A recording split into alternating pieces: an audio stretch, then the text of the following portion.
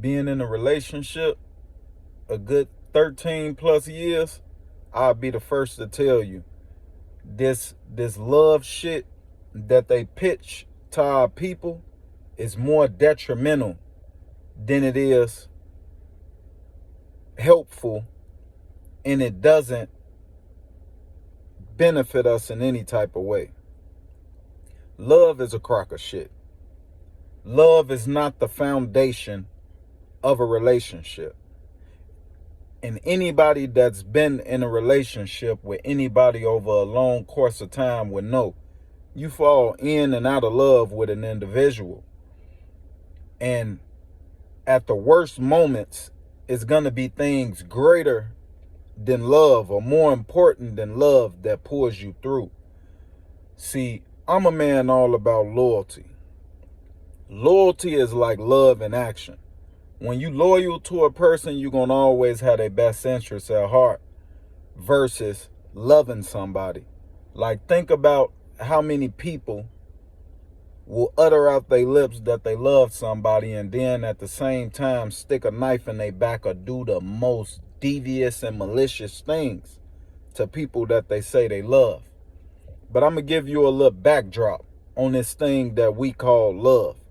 You know, once upon a time, before they gave us this commercialized form of love, you know, and I'll read this, this is according to AI. Before love was commercialized and condensed into the single hyper-focused ideal of romantic love, meaning the one that causes so much trouble, people viewed and experienced love in a much more diverse and practical way. See, it was all about businesses and alliances and things like that. This is a partnership. Love meant nothing. That shit grows over time, but I'm going to continue on. Historically, love was not primarily seen as a basis for marriage or a source of individual fulfillment. It was a functional necessity that maintained social structures. Here are three distinct historical forms of love that existed long before the modern commercialized version.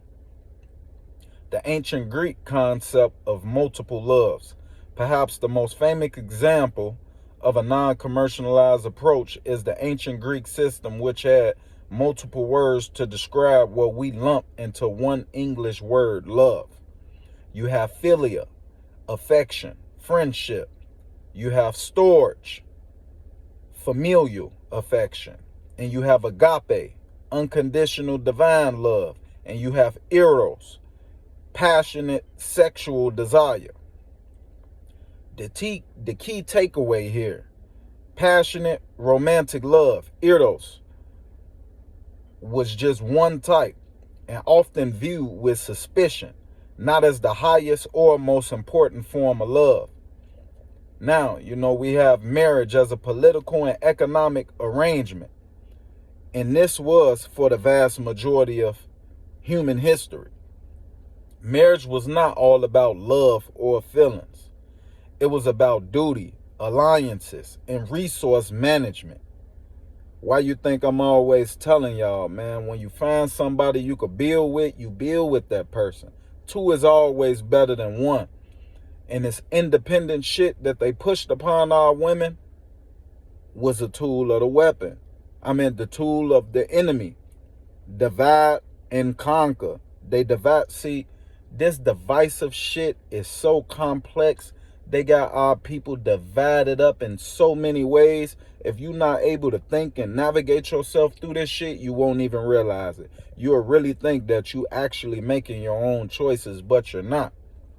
But it was not about love or feelings. It was about duty, alliances, and resource management, financial and political necessity.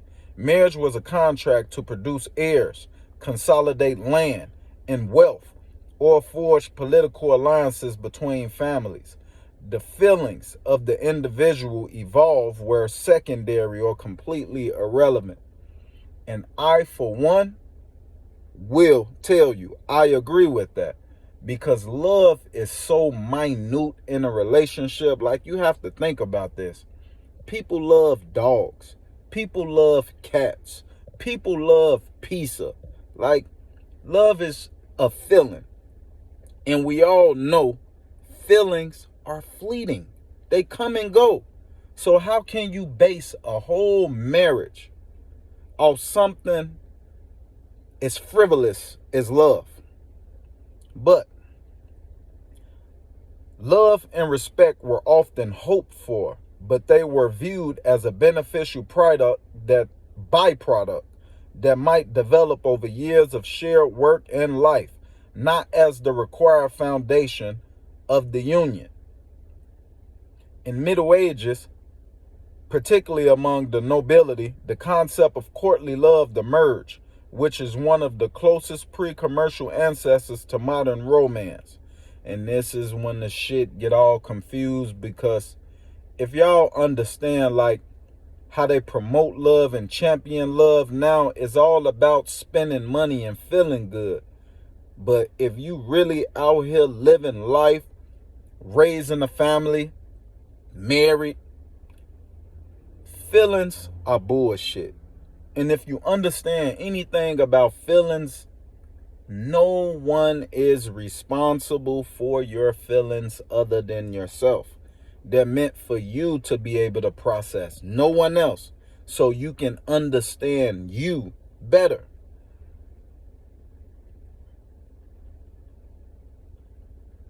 But this concept eventually fed into the idea of marrying for love during the Enlightenment and the Victorian era. But it originally highlighted the separation between a dutiful marriage and an idealized passionate attachment. In summary, before commercialism, love was less about the internal feeling of passion and more about the external function of connection. Whether it was the stability of philia, the duty of storge, the transcendence of agape, or the noble pursuit of courtly love. But I'm finna hit you with something else real quick. We finna tie in loyalty.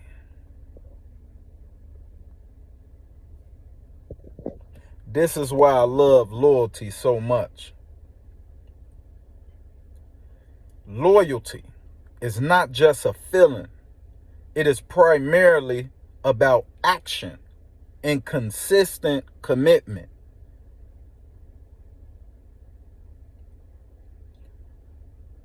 Loyalty is a practical disposition to persist in an intrinsically valued association or attachment, even when doing so involves a potential personal cost or disadvantage.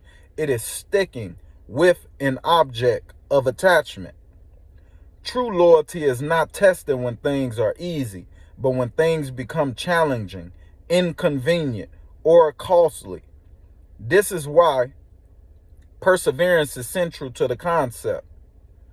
Loyalty can be directed toward a person, group, ideal, or a cause. In personal bonds, loyalty is the foundation of trust and security. It encompasses, in my opinion, love.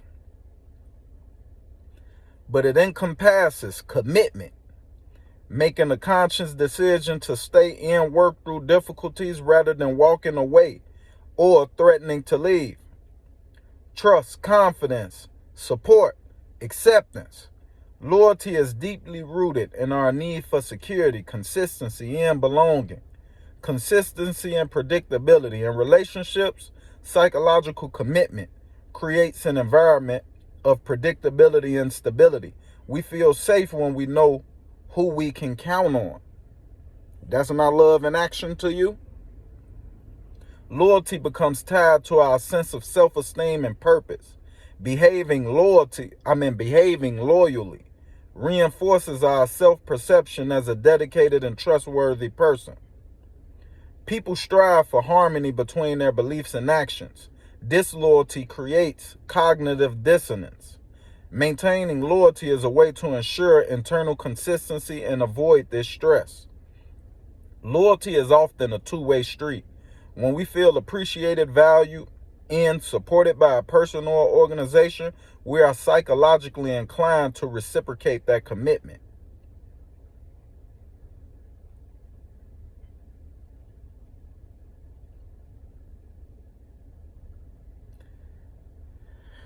So, with all this being said, in my opinion, stop letting people push this idea about marriage and relationships that you're supposed to go in looking for this deep love and deep connection.